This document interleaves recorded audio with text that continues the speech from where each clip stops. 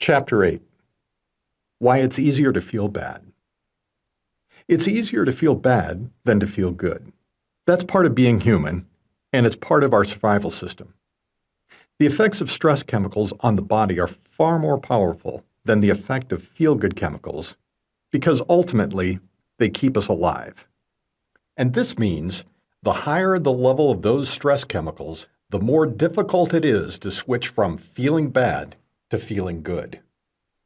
Add to this the fact that stress chemicals cause blood drain from the cognitive thinking part of your brain, and you can see how easy it is to get stuck in a loop of negative feelings, causing negative thoughts, causing more negative feelings, with no way to see solutions and options that would break from that pattern. In effect, the brain is like Velcro for negative experiences, but Teflon for positive ones. That shades implicit memory, your underlying expectations, beliefs, action strategies, and mood in an increasingly negative direction. Rick Hansen, Ph.D. When the mind has a mind of its own. Timothy made great progress with changing childhood memories of abuse. We'd helped him create a new childhood timeline filled with love, safety, connection, and fun. He was already experiencing change in his relationships with his wife and feeling more positive about life and his future. However, he was still dealing with intense anxiety around his job and his boss. He told us he was finding it impossible to control his chemical state using the beginner's exercise. He couldn't seem to pull himself out of the negative spiral no matter what he tried. It turned out that whenever Timothy felt his anxiety triggered by thinking about his job, he would immediately start thinking of the last confrontation he had with his boss. That would increase his anxiousness and lead to more negative thoughts, worries about what would happen the next time he made a mistake, and fears of getting fired. And those thoughts amped up the fear and anxiety further, which in turn led to more rumination about what would happen if he couldn't find another job. And so the momentum continued. This is why we use zero tolerance. The earlier you switch off the hot water tap, or neural connections that trigger stress chemicals, and switch on the cold water tap, neural connections that trigger feel-good chemicals, the easier it will be, since the level of hot water, or stress chemicals, won't be as high, and your prefrontal cortex will still be online, enabling you to think clearly. Remember, it only takes 60 to 90 seconds to change your chemical state, and therefore your emotional state from stress chemicals to feel-good chemicals, as long as you keep your focus off the negative and on the positive. The sooner you start shifting your focus or firing a different pattern of neurons, the easier it will be to keep your focus off the negative for that minute and a half. If you saw one small cockroach in your home, you wouldn't say to yourself, "Oh, it's just one, and it's only a small one," and leave it there. You'd do something about it immediately, and you'd want to make sure that there weren't others. Because if you allowed just that one small cockroach to continue living in your home, you'd know that there'd be more. Negative thoughts are the same. One small negative thought, if not addressed, will lead to others. You can think of them as cockroaches or remind yourself of the physiology behind it, that every moment you're giving space to a negative thought, even if it's just a small one, you're pumping stress chemicals into your system, and those chemicals are stronger than feel-good chemicals. That means with just one small thought, you're setting a momentum that can quickly overcome you and make it exponentially more difficult to pull yourself out of that negative state. In every moment, the effects of those stress chemicals multiply, and much more quickly than you might expect. You can also think of this negativity spiral as a slippery slope. No matter how much you think you can control your footing as you step onto it, you'll start to slide. And the further you allow yourself to slide, the faster and the further you go, and the less chance you have of being able to stop. We asked Timothy what happened inside his mind when he thought about work, and his reply was he felt fear. He was afraid of confrontation, and his boss was stressed, overwhelmed, and quick to snap. In addition to changing his negative childhood memories and practicing the new ones, we suggested that Timothy practice zero tolerance by becoming aware of his thoughts and addressing any negative ones as soon as he noticed them. We are always moving forward, and this is significant, in the direction we're facing at the time. Think of your life as a vehicle that you're driving. You learned how to drive, controlling your brain chemistry.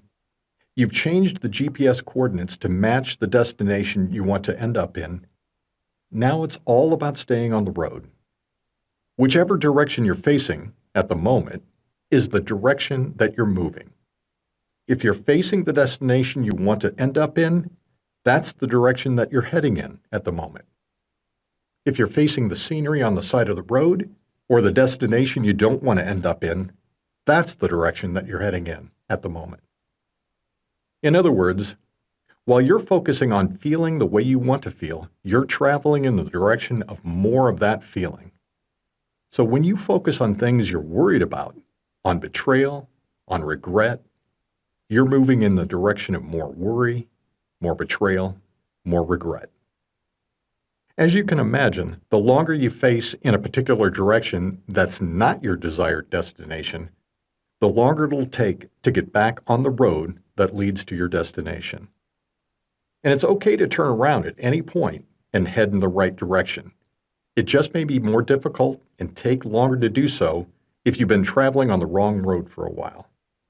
Therefore, the sooner you become aware that you're wandering off the road and into the wilderness, the easier it will be to get back en route. If you catch it early enough, you'll still be able to see the road from where you are. If not, you may find yourself doubting that you'll find the road again because you can't see it from so far away. In other words, when the negative emotions have become very intense and you've had those stress chemicals in your system for a long time, you may not be able to see any hope, any sign of how to achieve the changes you want in your life. It takes faith that if you start heading in the direction of the road, even though you can't see it yet, or focusing on the positive, and get increasingly closer to the road, or lowering the level of stress chemicals, you'll start to see it more clearly, and then it will become easier to continue heading back toward it. This is where zero tolerance comes in. It's about developing awareness and having zero tolerance for any negative thoughts, no matter how small or fleeting, or whether there are negative emotions yet or not. I did a lot of wandering around in the dark wilderness, unable to remember there even was a road, never mind finding a way to get back to it. But the day I created this technique, I realized the power of it. From then on, I decided to use zero tolerance for any negative thought or feeling, no matter how small. I created it after discovering that one negative thought or feeling can seem innocent, but because stress chemicals are so much stronger than we think, they can run away with us before we've had a chance to realize what's happening. It was late December 2015.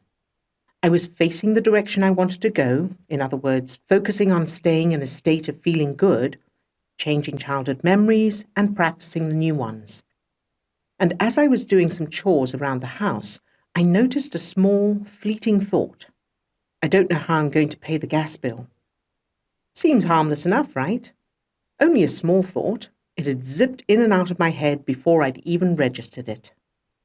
And in fact, because it was so little and harmless, and because I didn't feel any negative emotions with it, I thought it was small enough to ignore. But because I'd just that morning decided on this idea of zero tolerance, I stopped and said to myself, if we're doing zero tolerance, we're doing zero tolerance.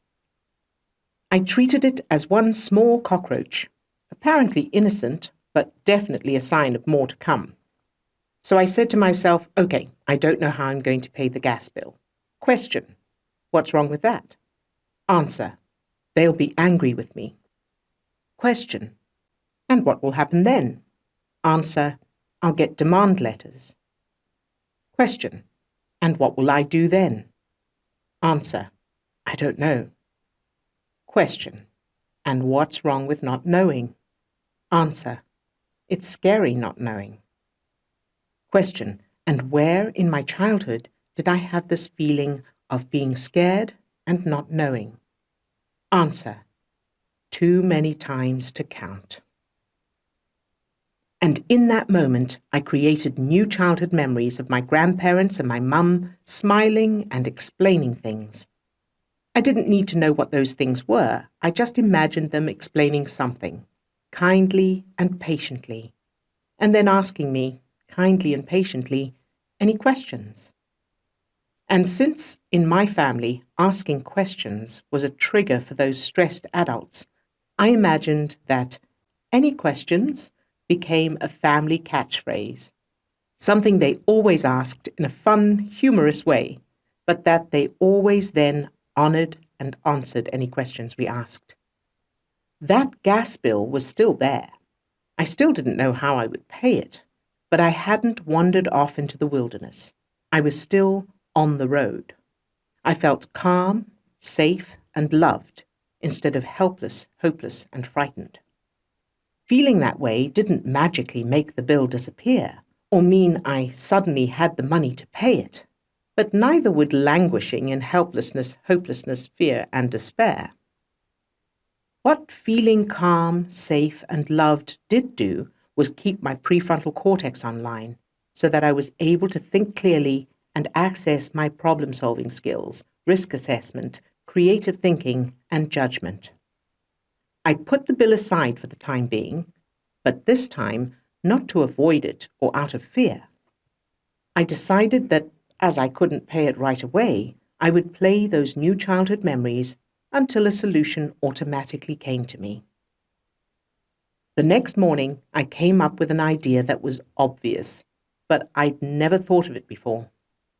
That idea eventually led to an increase in my income, which not only allowed me to pay that gas bill and all my other bills, but also allowed me to travel internationally several times the following year.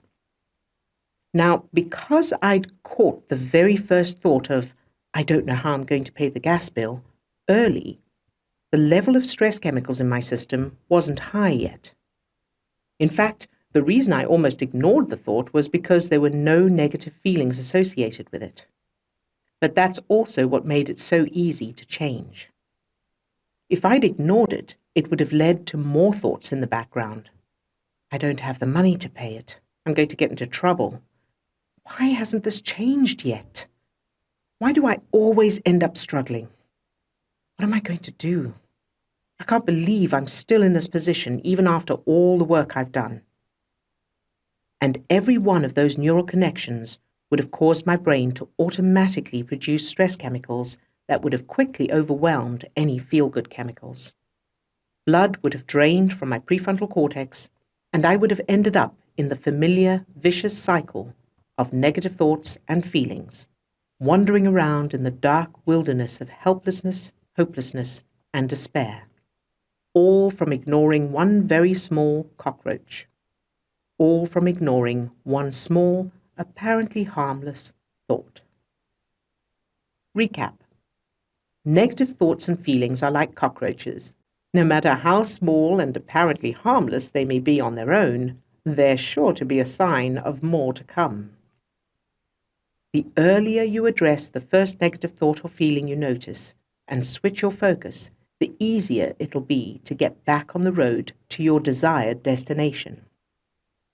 Remember, it takes only 60 to 90 seconds to change your brain and body chemistry from stress chemicals to feel-good chemicals, as long as you keep your focus off the negative and on the positive for that 60 to 90 seconds. The tricky part is becoming aware of those habitual, unconscious negative thoughts that have become so automatic we no longer notice them. If we don't see the cockroach, we can't deal with it. What if there were a way for you to close the gate that automatically allows those negative thoughts in the first place?